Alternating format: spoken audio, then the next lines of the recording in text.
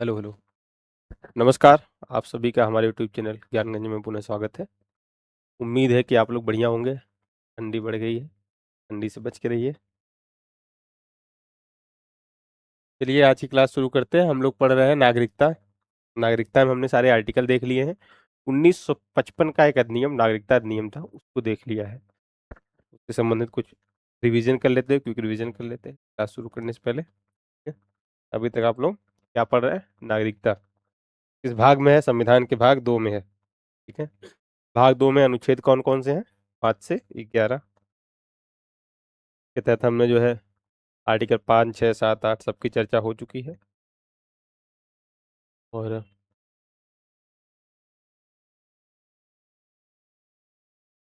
नागरिकता अधिनियम 1955 में 5 प्रकार से हमने कहा नागरिकता प्राप्त कर सकते हैं। 5 तरीके नागरिकता प्राप्त करने के, क्योंकि आर्टिकल 5, 6, 7 और 8 इन चारों आर्टिकलों में जो नागरिकता प्राप्ति की बात की गई है वो 1950 के समय भारत का नागरिक कौन होगा उसकी बात करता है। उसके बाद भारत के नागरिक कैसे बनेंगे आप, इसकी चर्चा नहीं होती है, बल्कि उसकी वजह कह देता है आर्टिकल 11 के तहत संसद जो कानून बनाएगी उस कानून के माध्यम से देखा जाएगा क्या होगा, ठीक है ना। तो उसी के तहत आर्टिकल 11 के तहत ही 1955 में कानून बनाती है संसद और बताती है कि भारत में नागरिकता प्राप्ति के 5 तरीके, नागरिकता समाप्ति के 3 तरीके हैं। इसके माध्यम से ये तरीका है तो आपकी नागरिकता समाप्त हो जाएगी माध्यम से। और जन्म, वंश, पंजीकरण, प्राकृतिक प्राकृतिक रूप से ही मतलब देशीकरण से नागरिकता प्राप्त कर सकते हैं। क्षेत्र समावेशन से 5 प्रकार है नागरिकता प्राप्त करने के। और नागरिकता समाप्ति के तो इच्छा से आप त्याग देते हैं, किसी विदेशी राज्य की नागरिकता ग्रहण कर लेते हैं। इस बात की चर्चा आर्टिकल 9 में भी की गई है। किसी विदेशी राज्य की नागरिकता ग्रहण कर लेते हैं अगर आप, तो आपकी जो नागरिकता स्वतः समाप्त हो जाएगी। तो उसी की बात कह रहा है यहाँ पे, ठीक है।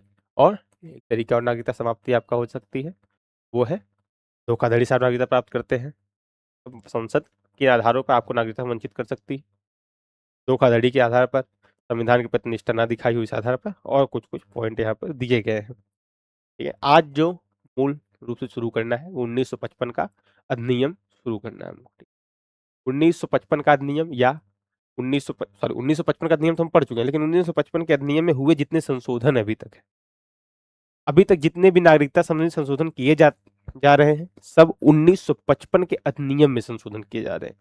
ये बात आप ध्यान रखिएगा, ये सारे संशोधन 1955 के अधिनियम में किए जा रहे हैं। किस आर्टिकल के माध्यम से? आर्टिकल नंबर 11 के माध्यम से।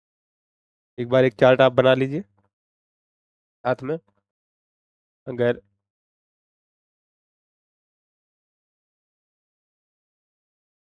नागरिकता की बात की जाए तो नागरिकता हमारे यहाँ कैसी नागरिकता है? एकल नागरिकता है, ठीक है। एकल नागरिकता कहाँ से लिए हैं हम इसको? हम इसको यूके से लिए हैं, यूके से लिए। कौन से भाग में है संविधान के? तो भाग नंबर 2 में। अनुच्छेद कौन कौन से संबंधित है? जब अनुच्छेद की बात आएगी तो आर्टिकल नंबर 5 से 11 तक, ठीक है। ये आप नोट डाउन कर लीजिए इतना। इसके बाद अगर आर्टिकल को, ये 5 से 11 आर्टिकल है, इनको डिवाइड कर लिया जाए तो एक हेडिंग डालिए आप यहाँ पर लिख लीजिए पाना, मतलब नागरिकता प्राप्ति कैसे होगी। प्राप्ति से संबंधित जो आर्टिकल है, कब? 1950 में, 26 जनवरी 1950 को प्राप्ति नागरिकता कैसे होगी, तो उसके लिए जो आर्टिकल दिए गए हैं 5 से 11 तक के आर्टिकल में आर्टिकल नंबर 5 है। आर्टिकल नंबर 5 क्या कहता है? मूल निवासी। ये हम आपको जो है एक शॉर्ट रूप से पूरा क्लास की क्विक रिवीजन करवा देना है, ये मैप देख के आप रिवीजन कर सकते हैं, ठीक है ना। आर्टिकल नंबर 5 क्या कहता है? मूल निवासी अर्थात भारत के राज्य क्षेत्र में जो तत्कालीन समय में 1950 में थे वो भारत के नागरिक कौन कौन से होंगे, ठीक है। आर्टिकल 6 क्या कहता है? कोई पाकिस्तान से भारत आया हो, ठीक है ना। आर्टिकल 6 पाक से भारत आ गए, और इसके तहत भी एक समय रेखा खींच दी गई थी, 19 जुलाई 1948 इसके पहले आए और इसके बाद आए। 6A में पहले आए कैसे नागरिकता प्राप्त करेंगे, वो उनको तो स्वतंत्र नागरिक मान लिया जाएगा। 6B में कहा गया था जो 19 जुलाई 1948 के बाद पाकिस्तान से भारत लौटे हैं, ऐसे नागरिक को एक संबंधित अधिकारी के समक्ष प्रतिवेदन आवेदन देना होगा, तब वो भारत के नागरिक बनेंगे। ठीक है, उसके बाद आर्टिकल 7 है वापस भारत लौटे। कहां से? पाकिस्तान से वापस भारत आए, ऐसे लिख लेते हैं। पाक से वापस भारत आए। पहले भारत से पाकिस्तान गए, फिर पाकिस्तान से वापस भारत आ गए, तो इनके लिए जो है आर्टिकल 7 का प्रावधान किया गया है। ठीक, आर्टिकल 8 क्या कहता है? विदेशों में रहने वाले लोगों को, विदेश में रहने वाले, क्विक रिवीजन के लिए आप ये टेबल या ये चार्ट देख लीजिएगा, ऐसे आप अपने नोट्स पे बना लीजिए। मूल निवासी, अगर आप पढ़े आर्टिकल 5 तो आपको मूल निवासी जैसे शब्द से ही समझ में आ गया होगा चीजें क्या है वहां पे। ठीक, आर्टिकल 9 क्या कहता है? समाप्ति की बात करता है। तो आर्टिकल 9 बहुत इंपॉर्टेंट है, समाप्ति। और समाप्ति की बात आर्टिकल 9 के अलावा नागरिकता अधिनियम 1955 में भी की गई है। 9, अगर कोई व्यक्ति दूसरे या विदेशी राज्य की नागरिकता ग्रहण कर लेता है तो स्वतः ही उसकी नागरिकता समाप्त हो जाएगी, आर्टिकल 9 में ये कहा गया है। तो यहां लिख लेते हैं, विदेशी राज्य की, या राज्य मतलब क्या है? देश है। पॉलिटी में राज्य मतलब देश की यहाँ बात हो रही है, ठीक है ना। किसी विदेशी राज्य की नागरिकता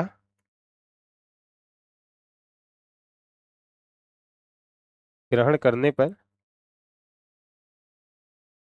स्वतः है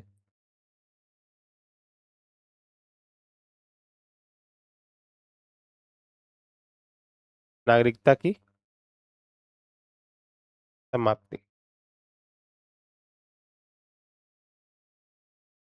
ठीक है,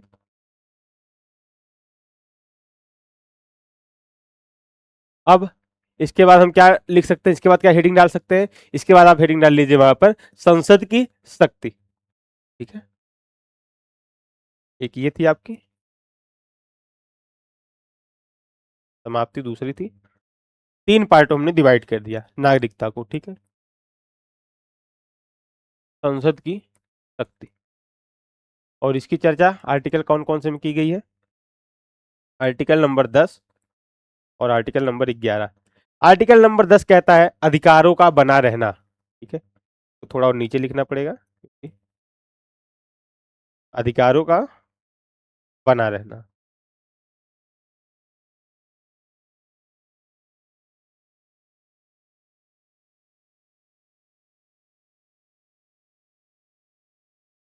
अधिकारों का बना रहना और संसद की शक्ति, नागरिकता से संबंधित संसद की शक्ति। ठीक है ना, तो हम लिख देते हैं संसद की शक्ति। 10 क्या कहता है?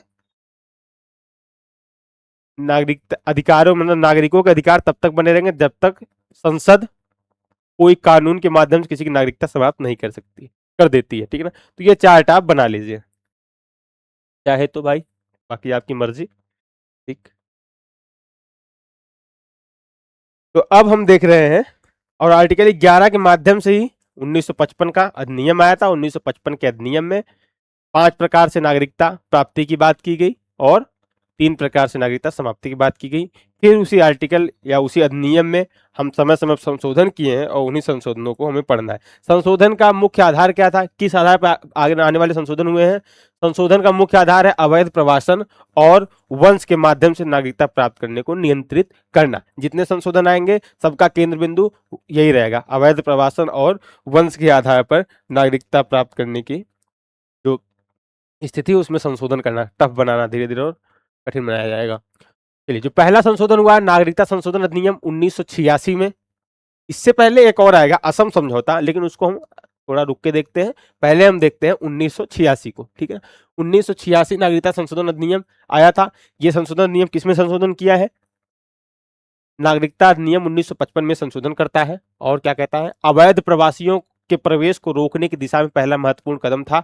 और इसमें नागरिकता अधिनियम की धारा 3 में बदलाव किया गया। धारा 3 क्या है कि जन्म के आधार पर नागरिकता, दूसरा वंश के आधार पर नागरिकता, पहला जन्म के आधार पर नागरिकता है, ठीक है ना। 5 प्रकार से नागरिकता प्राप्त करने का तरीका है, उसमें से धारा 3 क्या कहती है कि जन्म के आधार पर नागरिकता, धारा 4 वंश के आधार पर नागरिकता, धारा 5 पंजीकरण के आधार पर नागरिकता, धारा 6 कहती है प्राकृतिक तरीके से नागरिकता आप ले सकते हैं या फिर देशीकरण से नागरिकता ले सकते हैं। धारा 6 के बाद धारा 7 आपकी कहती है कि 3, 4, 5, 6, 7, हाँ, धारा 7 में कहती है विलय के आधार पर नागरिकता की प्राप्ति। ये 5 प्रकार है नागरिकता की प्राप्ति के। उसमें धारा 3 जो कि जन्म के आधार पर नागरिकता की प्राप्ति की बात करती है, उसमें संशोधन किया गया। पहले 1955 के अधिनियम में क्या लिखा गया था कि कोई भी व्यक्ति का बच्चा अगर भारत में जन्म लेता है, कोई भी रहता है, कोई अमेरिकन इंसान का भी बच्चा भारत में जन्म लेता है तो उसको भारत की नागरिकता मिल जाएगी। परंतु उसमें संशोधन किया गया 1986 में और कहा गया कि भारत की नागरिकता प्राप्त करने के लिए या बच्चे की माँ या पिता दोनों में से कोई एक भारत का नागरिक होना चाहिए। ऐसा बच्चा जो भारत में जन्मा, उसके माँ या पिता में से कोई, माता पिता में से कोई एक भारत का नागरिक होगा, तभी बच्चे को भारत की नागरिकता मिलेगी, ठीक है। ये बात यहाँ पर कही गई है। जस सोली एक लॉ है, जस सोली एक तरीके से लॉ ऑफ सॉइल या धरती पुत्र करके शब्द आप सुने होंगे पॉलिटी में, धरती पुत्र का सिद्धांत, मतलब जन्म के आधार पर नागरिकता। तो जस सोली अगर आता है, जस सोली किससे संबंधित है, ऐसा शब्द कभी आया था एग्जाम में तो आपको पता होना चाहिए, ठीक। 1986 के बाद का नियम, 1986 पहले तो ये था कि कोई भी प्राप्त कर सकता, लेकिन 1986 हमने बताया कि माता पिता में से कोई एक भारत का नागरिक हो। प्रभाव क्या हुआ, इसने जन्म के आधार पर नागरिकता प्राप्त करने के अधिकार को सशर्त बना दिया। नागरिकता प्राप्त करने के लिए न केवल जन्म स्थान बल्कि रक्त संबंध का भी कुछ हिस्सा आवश्यक हो गया, ठीक है। फिर 86 के बाद ये संशोधन किया गया। अब संशोधन क्यों किया गया, जब माता पिता में से, तो ये संशोधन का मुख्य आधार क्या था, अब देखिए। पहला था भारत में जन्मा और 92 था विदेशों में जन्मा बच्चा। विदेशों में जन्मा बच्चा, विदेश में ऐसा बच्चा जन्म ले रहा है जिसके माता पिता भारतीय हैं। मान लीजिए हम भारतीय, हम विदेश में रहने लगे और हमारा बच्चा, विराट कोहली का भी एग्जाम्पल ले सकते हैं, ठीक। यह संशोधन मुख्य रूप से लिंग समानता पर केंद्रित था क्या पहले कि अगर किसी कोई बच्चा विदेश में जन्म लेता है, उसका पिता अगर भारत का नागरिक होगा तो उस बच्चे को भारत की नागरिकता मिलेगी। अगर अब क्या किया गया, अब माता पिता दोनों में से कोई भी होगा उसको नागरिकता मिल जाएगी भारत की। कोई बच्चा जो विदेश में जन्म लेता है, उसके माता पिता में से कोई भी भारत का नागरिक होगा तो उसको नागरिकता मिलेगी। इससे पहले हमने जो देखा वो भारत में जन्म की बात देखी, अब हम विदेशों में जन्म की बात देख रहे हैं। तो ये स्पष्टता होनी चाहिए दोनों चीज, ठीक है। वंश उत्तराधिकार से नागरिकता, धारा 4 में बदलाव किया गया। 1992 से पहले विदेश में जन्मा बच्चा तभी नागरिक बन सकता था जब उसके जन्म के समय केवल उसका पिता भारत का नागरिक हो। परंतु 1992 के बाद माता पिता में से कोई भी भारत का नागरिक हो तो भारत की नागरिकता प्राप्त कर सकता है। ये लिंग समानता की बात यहाँ पर की गई है, ठीक है। चलिए, नागरिकता संशोधन अधिनियम 2003, ये क्या कहता है, संशोधन अधिनियम में किसी एक्ट में संशोधन की बात कर रहा है, ठीक। जन्म से नागरिकता, इसमें मुख्य परिवर्तन क्या किया गया है, जो हमारा जो 1955 का अधिनियम था उसमें कुछ संशोधन फिर किए जाएंगे इस संशोधन के माध्यम से 2003 में जो आया। और संशोधन जो क्या क्या किए गए, जन्म से नागरिकता को और कठोर बनाया गया। धारा 3 में बदलाव, जन्म के आधार पर नागरिकता, दूसरा वंश के आधार पर नागरिकता थी। तो पहला हमने क्या था, जन्म के आधार पर नागरिकता मतलब जो भारत में जन्म लिया उसकी नागरिकता की बात कर रहा है, ठीक ना। वर्तमान नियम 3 दिसंबर 2000 को या उसके बाद भारत में जन्मा कोई भी व्यक्ति तभी नागरिक होगा जब जन्म के समय माता पिता दोनों भारतीय नागरिक हो। अभी तक हमने क्या देखा, जो 1986 में संशोधन हुआ था इसमें कोई एक रहे, माता पिता में से कम कोई एक रहे। लेकिन यहाँ क्या कह रहा है कि दोनों भारत के नागरिक हो, लेकिन उसके साथ एक नियम और जोड़ा है। मान लीजिए पिता नागरिक है, माता नागरिक नहीं है, ऐसी स्थिति में भी वो बच्चा भारत का नागरिक हो सकता है, बस वो एक शर्त का पालन करे। वो क्या है कि जो दूसरा इंसान है, चाहे वो माता हो चाहे पिता हो, जो दूसरा जोड़ा है, एक जोड़ा भारत का नागरिक है, दूसरा जो है उसका क्या होना चाहिए, वो अवैध प्रवासी नहीं होना चाहिए। और अवैध प्रवासी की परिभाषा भी इसमें स्पष्ट कर दी गई। अवैध प्रवासी क्या होगा, देखिए यहाँ पे हमने लिखा हुआ है, ठीक है ना। उसके पहले हम और देखते हैं, वंश द्वारा नागरिकता में पंजीकरण अनिवार्य कर दिया। कैसे? विदेश में जन्मा कोई भी बच्चा वंश से नागरिक नहीं बन सकता जब तक उसके जन्म से 1 वर्ष के भीतर संबंधित भारतीय दूतावास में उसके जन्म का पंजीकरण न कराया जाए। अब मोटी मोटा बात ये समझ लीजिए, 1986 में प्रावधान किया गया, क्या माता पिता दोनों में से कोई एक भारत का नागरिक होगा अगर भारत में जन्म ले रहा है, भारत में जन्म ले रहा है, इसकी बात पहले करते हैं ना। अब क्या कहा गया कि माता पिता दोनों भारत के नागरिक हो, या तो फिर कोई एक अवैध, एक भारत का नागरिक हो दूसरा अवैध प्रवासी ना हो। दूसरी बात इसमें कही जा रही है, जो 1992 का संशोधन था उसको और टफ किया गया और उसमें कहा गया कि तभी भारत का नागरिक, विदेश में कोई बच्चा जन्म लिया उसके माता भी या पिता दोनों में से कोई एक भारत का नागरिक है, परंतु अभी भी वो नागरिक भारत का नहीं बना बच्चा जब तक कि संबंधित देश के दूतावास में हम रजिस्ट्रेशन नहीं करवाते 1 वर्ष के भीतर। ठीक है। अवैध प्रवासियों की परिभाषा स्पष्ट की गई। अवैध प्रवासी कौन है उनके बारे में बताया गया, ऐसे विदेशी जो वैध यात्रा दस्तावेज। अवैध प्रवासी कौन है, तो आप कभी भी अवैध प्रवासी के बारे में लिखने को आता है तो यहाँ से हूबहू यही चिपका दीजिएगा, ज़्यादा दिमाग लगाने की जरूरत नहीं है। ऐसा विदेशी जो वैध यात्रा दस्तावेज के बिना भारत में प्रवेश करता है या वैध दस्तावेज के साथ प्रवेश करता है लेकिन निर्धारित अवधि से अधिक समय तक रुकता है तो वो अवैध प्रवासी माना जाएगा, जो वैलिड वीजा से आता है। ठीक है ना, वो वैध है। जो वैलिड वीजा के साथ आके और टाइम पे रजिस्ट्रेशन भी करवा रहा है वही वैध है। लेकिन आप बिना वीजा के आए, पहली बात तो ये गलती कर दें, तो आप अवैध हो गए। और वीजा के साथ आए हैं परंतु वीजा की एक लिमिट होती है, अगर उस समय सीमा का आपने क्रॉस कर दिया तब भी आप अवैध प्रवासी हुए और आपको जेल हो सकती है। ठीक है। प्रभाव क्या पड़ा, जो संशोधन नियम 2003 का है इसका क्या प्रभाव पड़ा, इसमें इसने जन्म के आधार पर नागरिकता प्राप्त करना लगभग असंभव बना दिया जब तक कि माता पिता की कानूनी स्थिति स्पष्ट न हो। ठीक है, कानूनी स्थिति क्यों, क्योंकि दूसरा अवैध ना हो ये बात होना अनिवार्य हो गया, तो कानूनी स्थिति स्पष्ट कर दी। इसने असम समझौते को लागू करने के लिए एक विशेष प्रावधान भी जोड़ा। असम समझौता क्या है,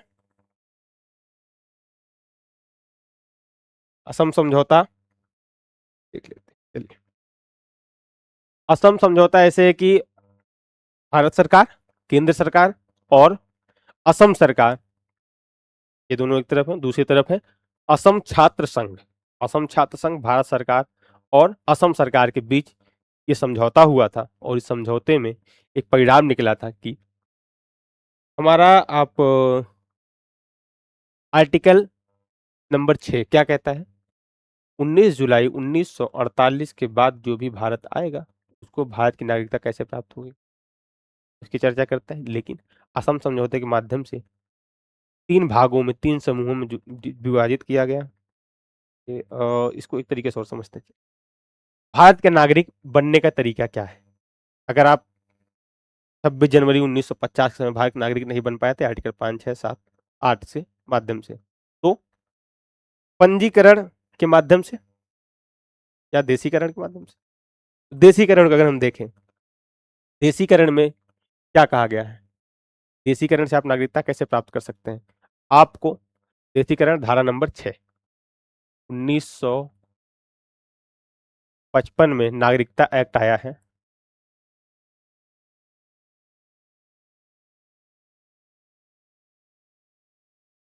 नागरिकता एक्ट 1955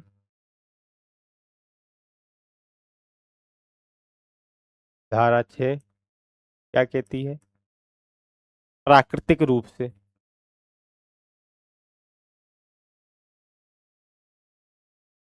या देशीकरण भी इसको कहीं कहीं लिखा होता है, नागरिकता की प्राप्ति।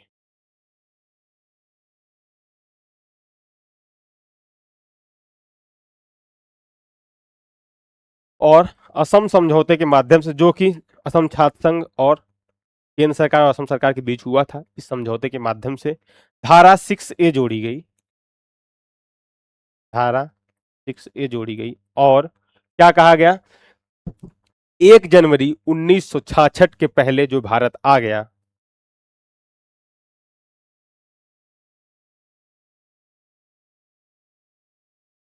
1 जनवरी 1966 के पहले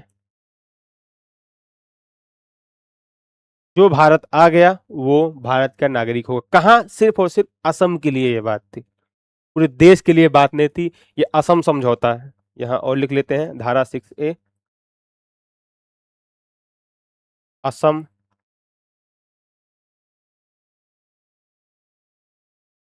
समझौते द्वारा, असम समझौता, समझौता बस लिखिए आप, कि 1985 में असम समझौता हुआ और धारा 6A को जोड़ा गया और इसके अंतर्गत 3 पार्ट में डिवाइड किया। कहा गया 1 जनवरी 1966 से पहले जो भारत आया वो क्या होगा, भारत का नागरिक।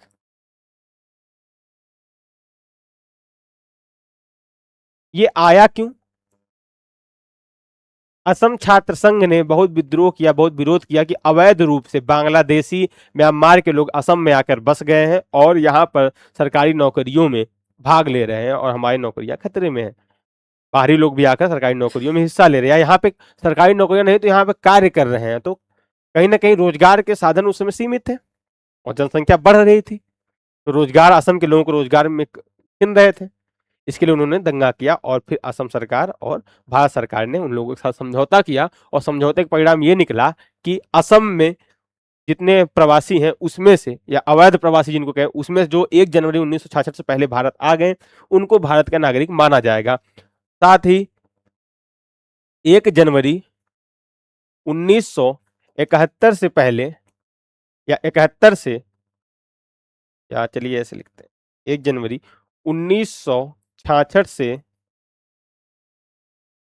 1971 के बीच जो लोग भारत आ गए, ठीक है ना, 1 जनवरी 1966 से 1971 के बीच जो भारत आ गए, 1900, इसको और स्पेसिफिक लिखना चाहें तो आप देखिए, ये पीपीटी में नहीं लिखा हूं, थोड़ा हटके है, 22 मार्च 1971 के बीच जो भारत आ गए इनको भी भारत का नागरिक समझा जाएगा। तो अगर देखा जाए तो 1 जनवरी 1966 से 22 मार्च 1971 के पहले जो भारत आ गए वो भारत के नागरिक होंगे। परंतु इसके लिए एक प्रावधान और किया गया, वो प्रावधान ये था कि ये तो पूर्ण रूप से भारत के नागरिक हो गए जो 166 से पहले आए थे, इनके लिए एक प्रावधान किया गया तो ये 10 वर्षों तक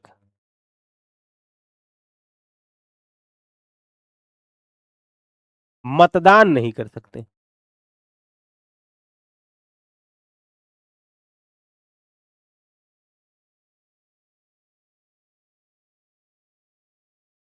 ये ये भी भारत के नागरिक हैं, भारत के नागरिक ये भी हैं।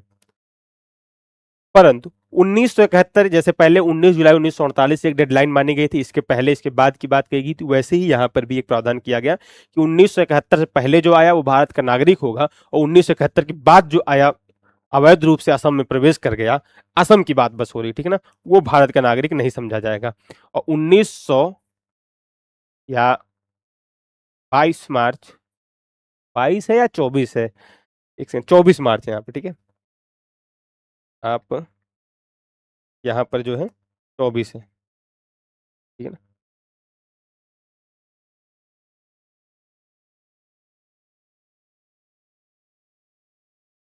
24 मार्च 1971 के बाद जो आए हैं के बाद ये लोग अवैध प्रवासी माने जाएंगे, ठीक है ना, ये अवैध प्रवासी हैं।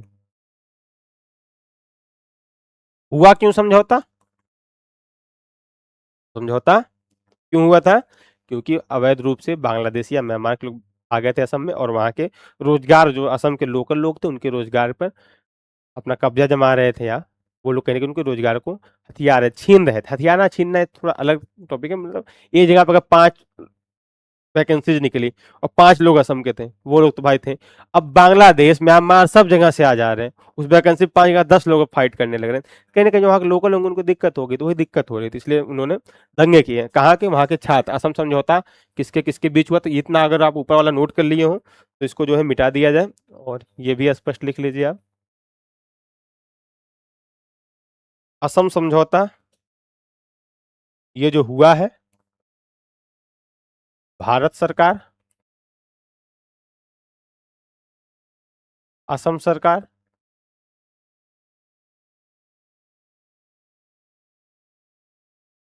और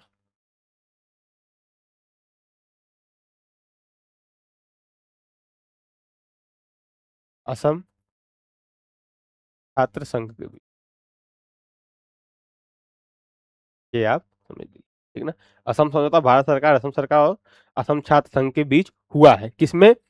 धारा 6A में, धारा 6A की नई धारा जोड़ी गई है, नागरिकता संशोधन नागरिकता अधिनियम 1955 में धारा 6A एक नई धारा जोड़ी दी गई, ठीक है ना। उसके माध्यम से उसी के तहत ये प्रावधान कर दिए गए। और ये समझौता कहाँ हुआ है सब आप देख लीजिए, और इसमें कुछ छूट तो नहीं रहा। हाँ चलिए, यहाँ पर एक वाद हम बता देते हैं इसी से संबंधित। अभी 2024 में एक सुप्रीम कोर्ट का फैसला आया है, इसके लिए क्या हुआ था, 2014 में इनरे करके एक वाद आया था, इसका जो है इनरे वाद, इसका फैसला आया 2024 में। और इनरे 2014 में एक वाद आया था, उसमें कहा गया था क्या, ये आर्टिकल 6A के खिलाफ नहीं है। आर्टिकल 6A या 6B या आर्टिकल 6 जो कहता है 19 जुलाई 1948 के बाद जो भारत आए, उसका कहीं ना कहीं ये उल्लंघन करता है। ये 1971 स्पेशल प्रोविजन कर दिया गया असम के लिए, तो इसके लिए कोर्ट में वाद आया। फिर सुप्रीम कोर्ट अभी हाल फिलहाल 2024 में फैसला दिया और कहा कि असम समझौता लीगल है, ये अवैध नहीं है, इसको गलत नहीं माना, इसको सही माना है, ठीक है। इन बाद आप आगे देख भी लेंगे। चलिए अगला टॉपिक पढ़ते हैं, नागरिकता संशोधन अधिनियम 2005। हम क्या देख रहे हैं कि नागरिकता अधिनियम 1955 में समय समय पर संशोधन किए गए हैं, जिसमें 1985 या 86 का संशोधन हमने देखा, 86 के बाद 92 का संशोधन देखा। 86 जो था वो भारत में जन्मे बच्चों के लिए था, और 92 था विदेशों में जन्मे बच्चों के लिए था, भारतीय नागरिकों को, ठीक है। और उसके बाद हमने देखा 2003 में फिर समझौता हुआ। 2003 में यही जो 1986 और 1992 समझौते थे, इनको थोड़ा और कठोर किया गया, कठिन किया गया। अब हम पढ़ते हैं नागरिकता संशोधन अधिनियम 2005। यह संशोधन मुख्य रूप से प्रवासी भारतीयों की मांगों को पूरा करने और उन्हें विशेष दर्जा देने पर केंद्रित था। प्रवासी भारतीय, ठीक है। मुख्य परिवर्तन का, भारत के प्रवासी नागरिक overseas citizenship of India, overseas citizenship of India की शुरुआत की गई। इसने भारतीय मूल के व्यक्ति पीआईओ की पुरानी योजना को हटाकर ओसीआई कार्ड धारक की अवधारणा को पेश किया। देखिए इसमें थोड़ा अधूरी इंफॉर्मेशन है। पीआईओ एक योजना आई, चलिए अभी शायद हम आगे पीपीटी में लिखे हैं, नहीं लिखेंगे समझाते हैं आपको एक करके। इसने क्या किया, पीआईओ योजना बाद में समाप्त किया, अभी 2015 में पीआईओ योजना को समाप्त किया गया और ओसीआई योजना को मूल रूप से लाया गया। पीआईओ योजना 1999 में आई थी। भारतीय मूल के व्यक्ति, ऐसे व्यक्ति जो भारत के नागरिक नहीं है परंतु 1950 के समय भारत के नागरिक बनने के योग्य थे, या जिनके माता पिता भारत के नागरिक रह चुके थे लेकिन अब उनके पुत्र जो है विदेशी नागरिक है, ऐसे व्यक्तियों को भारतीय मूल के व्यक्ति कहा जाता है, ठीक है ना। फिर उन्हीं भारतीय मूल के व्यक्तियों को ही ओसीआई नाम से, ओसीआई कार्ड से, पहले पीआईओ कार्ड चल रहा था, भारतीय मूल के व्यक्ति कार्ड चल रहा था, अब उसको ओवरसीज सिटीजनशिप ऑफ इंडिया के नाम से उसको रिप्लेस कर दिया गया उस कार्ड को। लेकिन ओसीआई कार्ड आया 2005 में आ गया था। अब इसको एक एक करके देखते हैं, पहले हम पीआईओ कार्ड देख लेते हैं। भारतीय मूल के व्यक्ति कौन थे, या ये कार्ड योजना कब आई थी? 1999 में ये योजना शुरू की गई थी। पीआईओ कार्ड धारक की पात्रता क्या थी, कौन कौन इसका हकदार है? तो भारत शासन अधिनियम 1935 के तहत परिभाषित भारत में जन्मा, भारत शासन अधिनियम 1935 के तहत परिभा मतलब पाकिस्तान भी, भारत भी और बांग्लादेश, इन तीनों क्षेत्रों में जो जन्मा जो व्यक्ति था, ठीक है ना, उससे संबंधित थी। वह स्वयं या उसके माता पिता, कोई ऐसा व्यक्ति जो 1935 के शासित अधिनियम में जन्मा था भारत में, या उसके दादा नाना, नाना नानी, माता पिता, कोई भी इसमें जन्मा था, ठीक है। और वह व्यक्ति किसी अन्य देश का नागरिक था, जैसे पाकिस्तान, बांग्लादेश, श्रीलंका, नेपाल, भूटान, अफगानिस्तान और चीन को छोड़कर, इतने देश को छोड़कर कोई ऐसा व्यक्ति, कहना क्या चाह रहा है, कोई ऐसा व्यक्ति जो कि 1935 का जो भारत का मैप था, ठीक है ना, उसमें जैसे हम हैं, हमारे माता पिता या हमारे नाना नानी दादा दादी कोई भी ऐसा रहा हो जो 1935 के भारत का हिस्सा था, उसका पार्ट था, ठीक है ना, या कोई भी व्यक्ति ऐसा, चाहे हम पहले भारत के नागरिक थे, अब जो है विदेशी नागरिक बन गए हैं, विदेश की नागरिकता ले लिए हैं, तो हम भी इसलिए एलिजिबल हैं, परंतु हम पाकिस्तान के नागरिक नहीं होने चाहिए, बांग्लादेश के नागरिक नहीं होने चाहिए, श्रीलंका, नेपाल, भूटान, अफगानिस्तान और चीन, इतने देश के नागरिक नहीं होने चाहिए। इसके बाद बाकी सभी व्यक्ति पीआईओ कार्ड के लिए पात्र हैं। आप भी पीआईओ कार्ड के पात्र बन सकते हैं अगर आप इन देशों के नागरिक नहीं हैं। ये क्या है, नागरिकता शासन को कुछ स्पेशल पीआईओ कार्ड क्या होता है, उनको स्पेशल प्रोविजन दे दिया जाता है कि आप भारत में आ सकते हैं, वीजा फ्री आ सकते हैं, आपको आने के लिए जरूरत नहीं। क्यों? क्योंकि भैया आपसे पुराना संबंध हमारा है। संबंध क्या है कि आपके जो मम्मी पापा थे या फिर दादा दादी थे वो हमारे भारत के रह चुके थे, ठीक है ना। पीआईओ कार्ड के लाभ क्या मिलता है? बिना वीजा के भारत आने की अनुमति है, शैक्षिक, आर्थिक और वित्तीय लाभ इनको मिलता है, भारत में 15 वर्षों तक रहने की अनुमति है। ये आए अगर बिना वीजा के भी आते हैं, भारत में 15 वर्ष आराम से रहिए, कोई दिक्कत नहीं है। लेकिन अब भारत के नागरिक, इनके में अंतर थोड़ा बहुत होता है। वो अंतर क्या है? ये मतदान नहीं दे सकते हैं। तो पीआईओ को बहुत डिटेल में इसलिए नहीं बताया गया क्योंकि पीआईओ को अब समाप्त किया गया। पीआईओ योजना की समाप्ति भारत सरकार ने 9 जनवरी 2015 को समाप्त किया और इसका विलय कर दिया गया। समाप्त मतलब उनका कार्ड छीना नहीं, बस उस कार्ड को रिप्लेस कर दिया गया। रिप्लेस किससे किया गया? ओसीआई कार्ड से, ठीक है ना, ओसीआई योजना से रिप्लेस कर दिया गया। ओसीआई क्या है? ओवरसीज, समुद्र पारी भारतीय नागरिक, यही होगा, हाँ, चलिए यहाँ लिखा नहीं है, ओवरसीज सिटीजन ऑफ इंडिया, समुद्र पारी भारतीय नागरिक, लिख लीजिए आप लोग, ठीक है। तो ओसीआई को रिप्लेस किया, पीआईओ को रिप्लेस किया गया ओसीआई के माध्यम से। पहले 1900, एक कंपैरेटिव टेबल है, छोड़िए, ओसीआई कार्ड योजना को नागरिकता अधिनियम 1955 में 2005 के संशोधन के माध्यम से पेश किया गया था।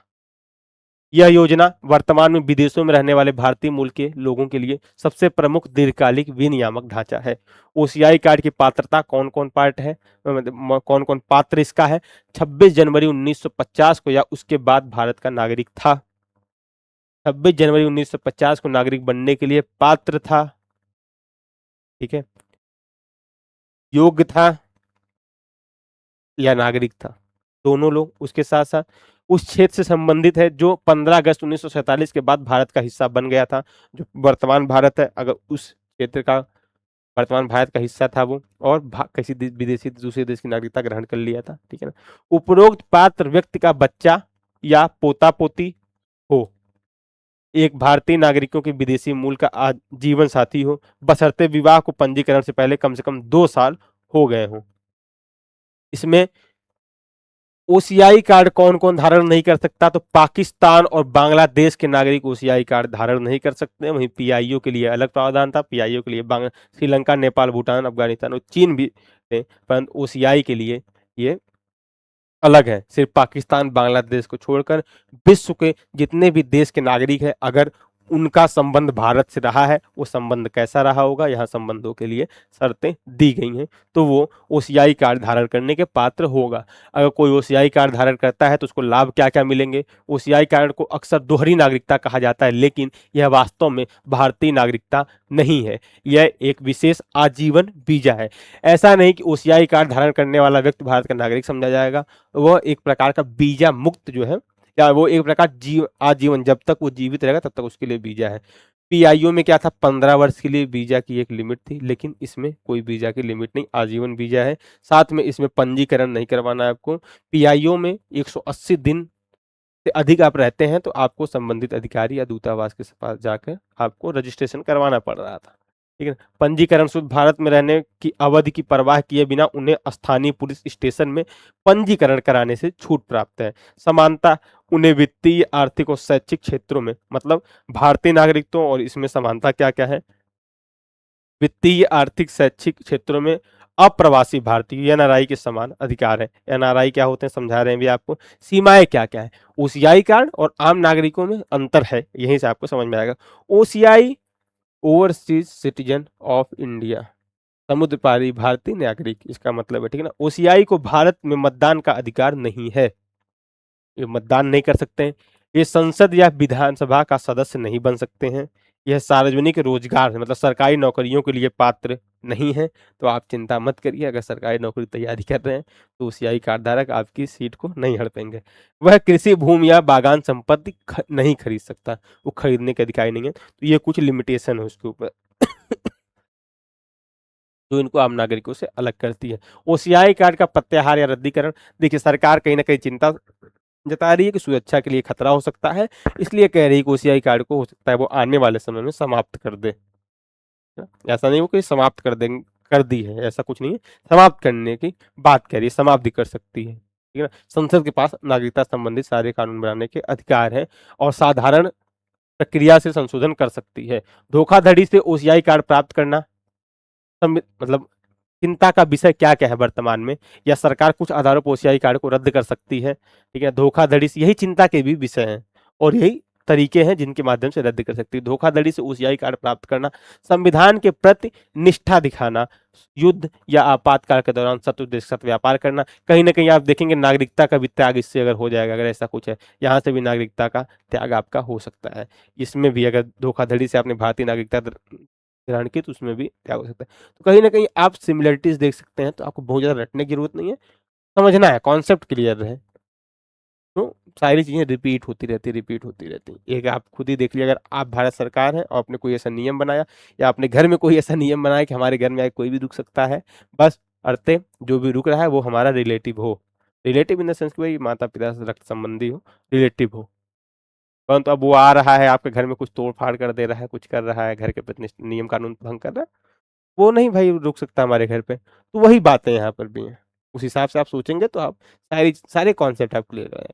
आप कहीं ना कहीं भारत को अपना घर मानिए और संविधान को अपने घर की रूल बुक मानिए, उस हिसाब से पूरे संविधान को आप पढ़ते हुए चलिए। बहुत ईजी है, मतलब ये सब चीजें क्या है कि आपको जरूरी नहीं कि आप रटें, आप समझ कर भी लिख सकते हैं, ठीक है। यदि आवश्यक आवश्यक हो तो भारत की सुरक्षा और समग्रता के हित में भी ओसीआई कार्ड का रद्दीकरण हो सकता है। वर्तमान स्थिति क्या है, पीआईओ का ओसीआई में विलय कर दिया गया है। 9 जनवरी 2015 को पीआईओ आया था 1999 में, और ओसीआई आया था 2005 में। 2005 से लागू हुआ, 2003 के अधिनियम में इसकी चर्चा हो गई थी। 9 जनवरी 2015 को भारत सरकार ने ओसीआई और पीआईओ योजना को एक में विलय कर दिया है। सभी मौजूदा पीआईओ कार्ड को अब वैध ओसीआई कार्ड माना जाएगा। इस विलय का मुख्य कारण विभिन्न लाभों और प्रक्रियाओं के कारण होने वाली भ्रम की स्थिति को समाप्त करना, कहीं ना कहीं भ्रम पैदा कर रहा था। आप देखेंगे, आप पढ़िएगा पीपीटी, आज हम समझाएं, समझ में आया होगा, तो भ्रम पैदा कर रहा था दोनों अलग अलग, क्या असमानता है दोनों में। चलिए यहाँ पे कंपेरेटिव है। एनआरआई क्या होता है, पहली बात तो एनआरआई शब्द का उल्लेख हमारे संविधान में नहीं किया गया है, ये बात आप स्पष्ट रूप से दिमाग में बैठा लीजिए।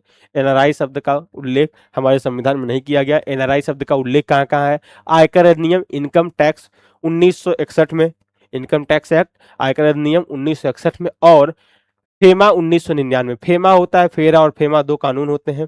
फेरा एक होता है फॉरेन एक्सचेंज रेगुलेटिंग एक्ट, विनियमन अधिनियम है वो आया था 1973 में। फेमा आया था फॉरेन एक्सचेंज मैनेजमेंट एक्ट, ये आया था 1999 में। प्रबंधन एक्ट था, इसके पहले विनियमन एक्ट था।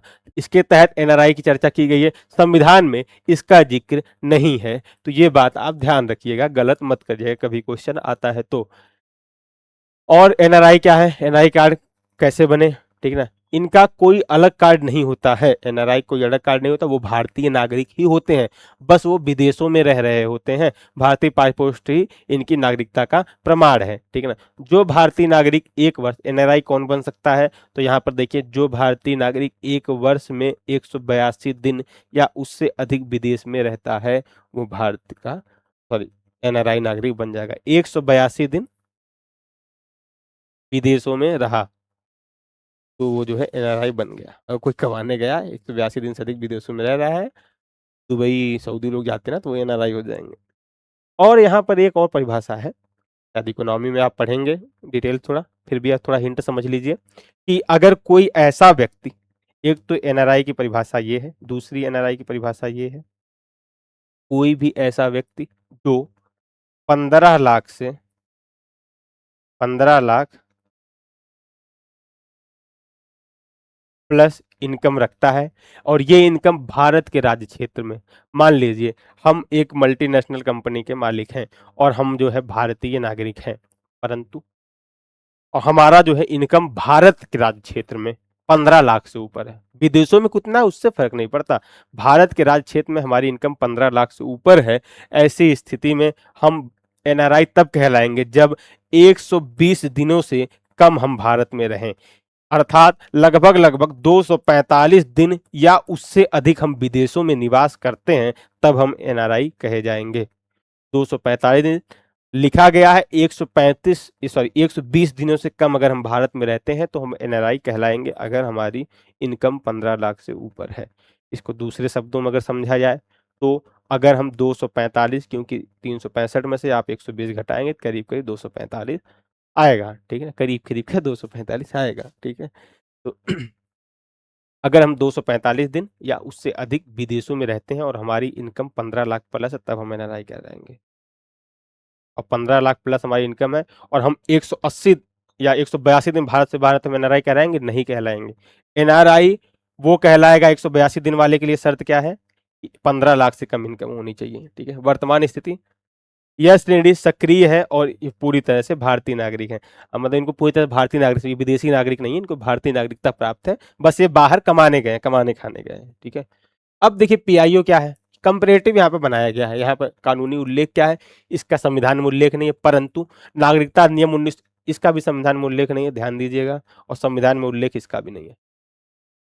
उल्लेख कहाँ है? उल्लेख नागरिकता अधिनियम 1955 और ओसीआई का उल्लेख नागरिकता संशोधन अधिनियम 2003 के माध्यम से इसको जोड़ा गया है।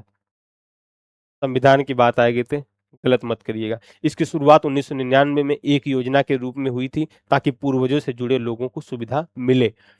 मुख्य रूप से कारण क्या था? हम दिमागदार हैं, हम कहें कि भैया जो हमारे यहाँ देख रहे थे विदेशों में काफी ज्यादा जो है ग्रोथ कर रहे थे, तो वो वैज्ञानिक जो नासा में काम कर रहे हैं अमेरिका के नागरिक बन गए या विदेशों के नागरिक बन गए, वो वापस भारत आए और भारत का उत्थान फिर से करें, यही सब प्रमुख कारण थे। चलिए, इसकी शुरुआत 2005 में हुई थी। देखिए 2003 के अधिनियम के द्वारा आया, लेकिन इसकी शुरुआत 2005 में किया गया और इसमें जनवरी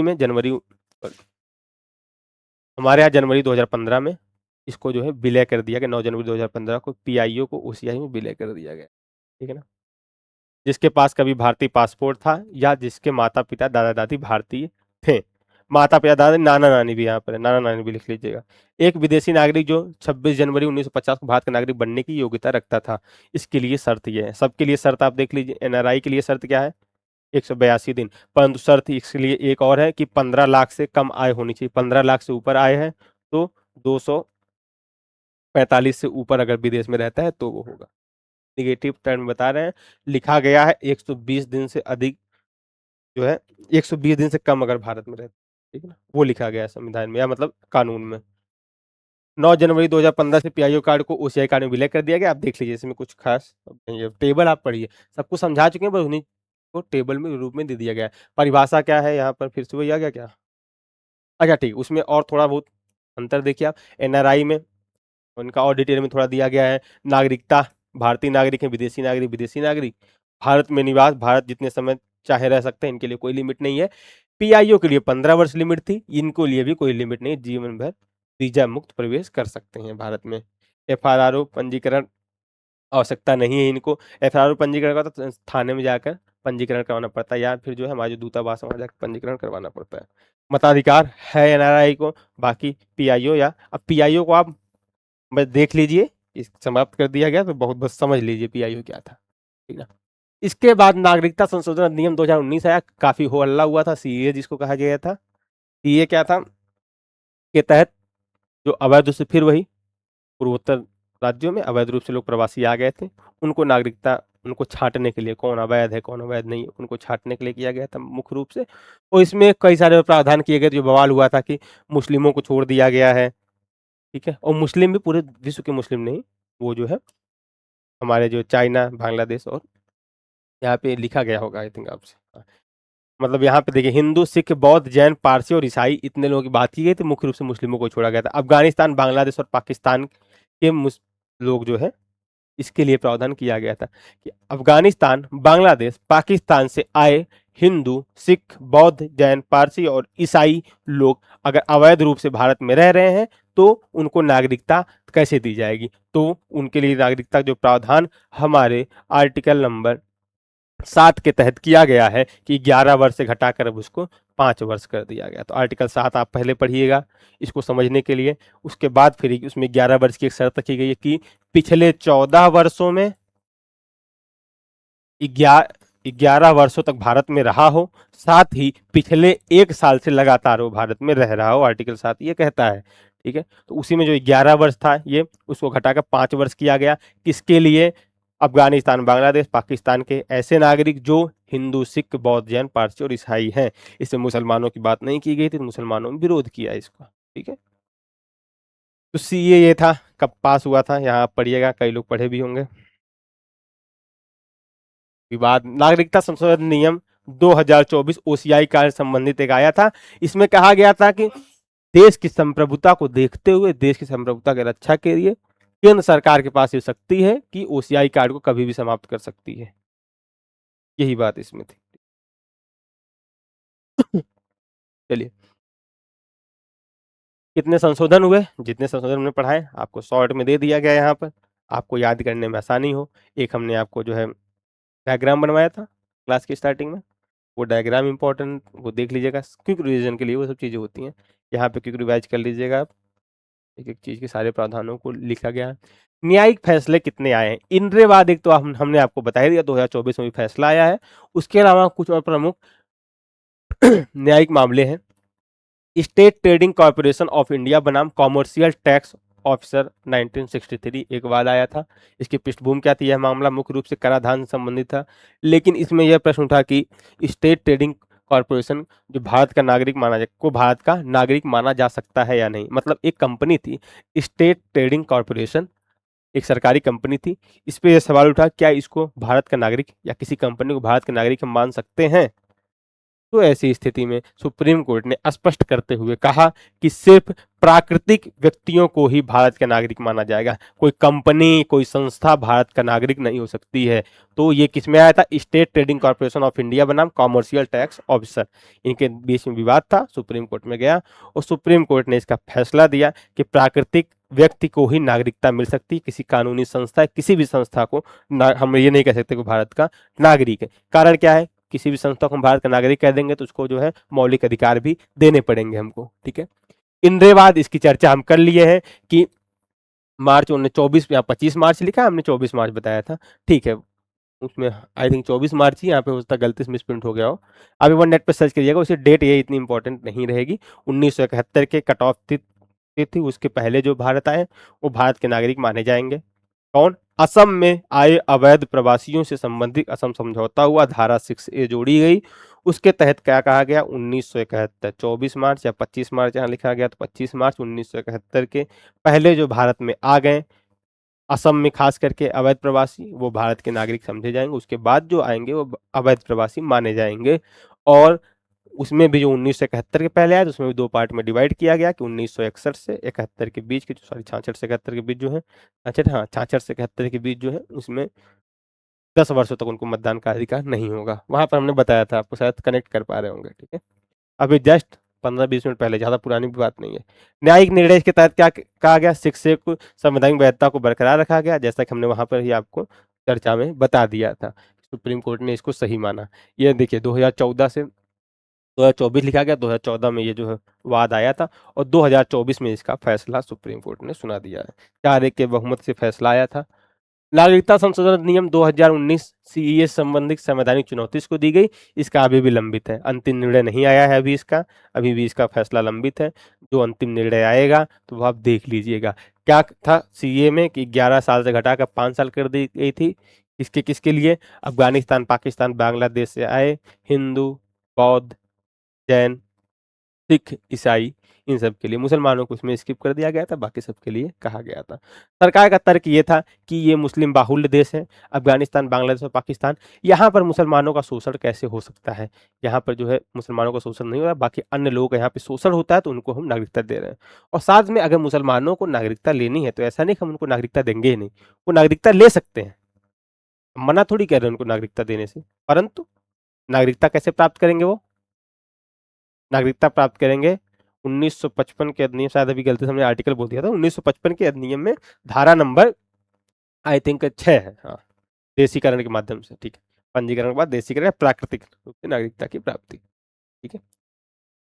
निर्वाचन आयोग द्वारा नागरिकता की जांच का अधिकार, सामान्य कानूनी सिद्धांत। देखिए, निर्वाचन आयोग भी नागरिकता की जांच करने के लिए, मतलब वो जब चुनाव करवाता उससे पहले, अभी SIR चल रहा है, चुनाव आयोग जो हम पढ़ा रहे होंगे वहां पे उसकी चर्चा हम आपसे करेंगे, ठीक है। Special intensive rights revision, sorry, special intensive revision, वो होता है कि समय समय पर चुनाव आयोग जो है करवाता रहता है कि कौन से नए लोग जो है नागरिक मतदाता सूची में लोगों को शामिल करना, या कौन सी लोग इलिजिबल है, कौन से लोग इलिजिबल नहीं है, मतदाता सूची से किसको निकालना है, किसको ऐड करना है, इसके लिए स्पेशल इंटेंसिव रिवीजन करवाया जाता है, ठीक है। तो उसी संबंधित है, क्या चुनाव आयोग के पास ये अधिकार है किसी को नागरिक रखे या न रखे, मतदाता सूची में शामिल करना ही एकमात्र नागरिकता का आधार है क्या? तो ये सब इस तरह के क्वेश्चन उठ रहे थे, और इसमें सुप्रीम कोर्ट ने अपना निर्णय दिया। सुप्रीम कोर्ट ने माना कि चुनाव आयोग को मतदाता सूची में नाम शामिल करने या हटाने की सीमित शक्ति है, जिसमें वह संदिग्ध नागरिक के आधार पर व्यक्तियों की जांच करता है। हालिया हालांकि कोर्ट ने यह भी स्पष्ट किया कि किसी भी व्यक्ति को आधिकारिक तौर पर विदेशी घोषित करने की अंतिम निर्णायक अधिकार विदेशी न्यायाधिकरण फॉरेन ट्रिब्यूनल के पास ही है। मतलब हमारा जो है कोई व्यक्ति भारत का नागरिक है ही नहीं, या वो विदेशी है, ये चुनाव आयोग के पास अधिकार नहीं है, ये अधिकार जो है विदेशी न्यायाधिकरण के पास है। तो चुनाव आयोग के पास ये शक्ति नहीं, बस वो हटा सकता है, ऐसा नहीं किसी को नागरिक ही ना घोषित करे। तो चुनाव आयोग के पास ये शक्ति तो नहीं है फिलहाल, ठीक है। यहाँ पर आपका सारा भाग 2 नागरिकता समाप्त होता है। हमने शॉर्ट में कई सारी टेबलें बनाई हैं, उसमें से एक टेबल ये भी इंपॉर्टेंट, हमने शॉर्ट में अनुच्छेद 5, 6, 7, 8, 9, 10, 11 को बता दिया है। इसमें शॉर्ट में आप इन सारे अनुच्छेदों को याद कर सकते हैं, ठीक है। साथ ही जो इंपॉर्टेंट, क्योंकि रिवीजन नोट्स में इंपॉर्टेंट पॉइंट है, एकल नागरिकता, कौन सा ऐसा प्रावधान है जो इस बताता है कि भारत में एकल नागरिकता है, कौन से ऐसे अनुच्छेद से स्पष्ट होता है? तो वो अनुच्छेद नंबर 9 है। वो कहता है कि अगर कोई व्यक्ति विदेशी नागरिकता ग्रहण कर लेता है, स्वतः ही उसकी भारत की नागरिकता समाप्त हो जाएगी।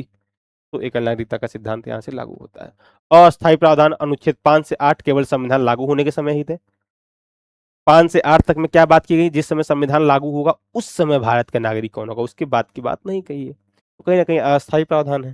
शक्ति का स्रोत, अनुच्छेद नंबर 11 में यह बताया गया है कि भारत में किसी को नागरिकता प्रदान करनी है तो उसके या समाप्त करनी है, उसकी शक्ति का स्रोत कौन है? संसद है, यह स्पष्ट कहा गया है, ठीक है ना।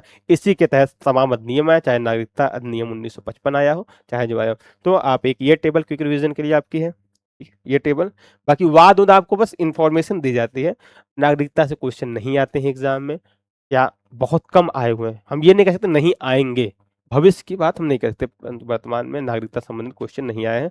और हमने जो है फिर भी कोशिश की आपको नागरिकता के सारे संबंधित जितने भी वाद हैं, जितने भी फैक्ट हैं, जितने भी इंपॉर्टेंट कहानियां, सब कुछ हमने आपको बताने की कोशिश की है, ठीक है। आप देखिए बाकी ये टेबल, एक टेबल ये भी है, शॉर्ट में आपको सारे जो है, तो टेबलें जितनी हम बनाए हुए हैं इन टेबलों को आप जरूर पढ़िएगा, ठीक है।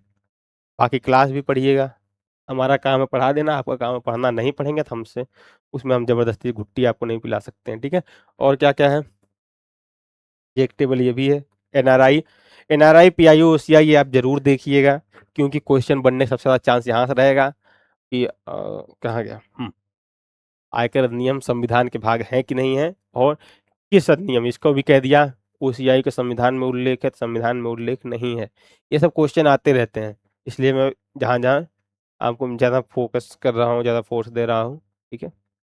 विदेशी नागरिक होते हैं, भारतीय नागरिक होते हैं, मतदान का अधिकार नहीं होता है ओसीआई और पीआईओ को, और वहीं एनआरआई को होता है। एनआरआई एक तरीके से देखा जाए हम ही लोग हैं, भारत के जितने नागरिक सब एनआरआई तब हो जाएंगे जब वो विदेश में कमाने चले गए, एक तरीके से, ठीक है। तो वो एनआरआई हैं, एनआरआई और भारतीय नागरिकों के सारे अधिकार समान हैं। और देखें, टेबल एक कहीं बनाए थे, ठीक है। ये एकल नागरिकता की बात करते हैं, यहाँ लिख लीजिएगा, इससे क्या स्पष्ट होता है? एकल नागरिकता,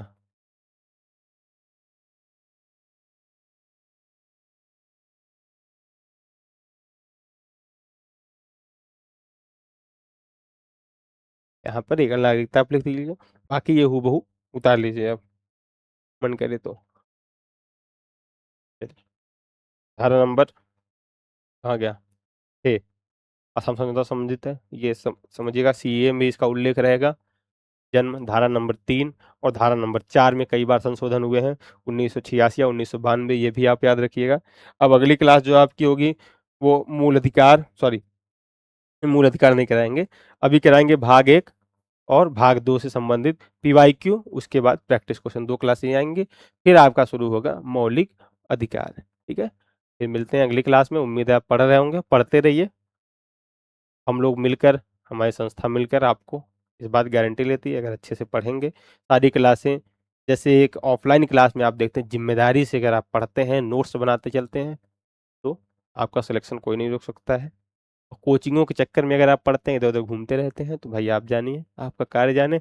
हम भी अपना समय बर्बाद कर चुके हैं कोचिंगों के चक्कर में, यही कारण था कि हम सोचे कि आपके लिए क्लास कुछ अलग से लाई जाए, हमारा काम धंधा चलाना ना हो। धंधा इसलिए बोल रहे हैं, थोड़ा हरास वर्ड है, लेकिन धंधा ही चल रहा है आजकल, ठीक है, कोचिंगों के माध्यम से। तो धंधा नहीं चल रहा है यहाँ पर, यहाँ पे पैसा मिले ना मिले कोई फर्क नहीं पड़ता, एक मेन है कि आपको क्वालिटी कंटेंट मिलने चाहिए। चलिए, धन्यवाद।